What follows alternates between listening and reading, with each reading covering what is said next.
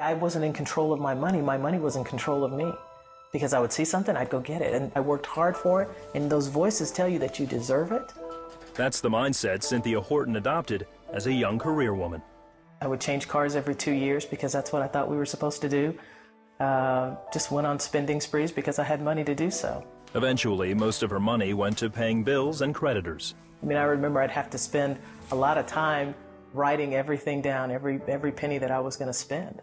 If anything came in $2 over, I was going to be in a bind. She started watching the 700 Club. I started hearing these principles that were very foreign to me about, give and it shall be given unto you.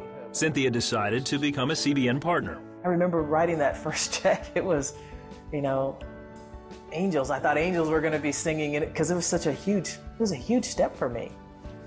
Cynthia still didn't have a handle on spending, though, and her debt grew to $30,000.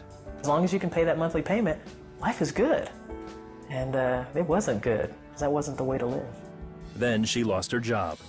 Cynthia says she had to depend solely on God, which wasn't always easy. It was very stressful for me.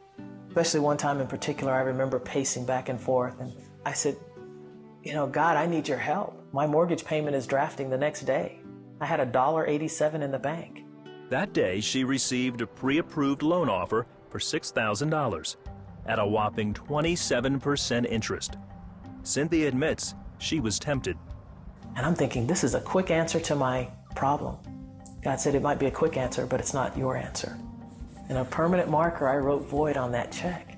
And I can't tell you to this day how that mortgage payment drafted the next day. And even though money was tight, she believes God told her to keep giving. His specific instruction was to continue giving the same amount as when I had a job. During 7 months of unemployment, I never missed a house payment. I never missed a car payment. God was faithful. Cynthia landed a job and says God started showing her ways to pay off her debt. One of them was to give more. He asked me to double my giving to CBN. I said, double my gift? I mean, 20 was a stretch. Now 40 was, wow. Cynthia increased her giving. In time, she paid off all of her debt and is still debt-free. She's also a member of CBN's Chairman's Circle. Cynthia says she has an understanding of giving and faith she never had before.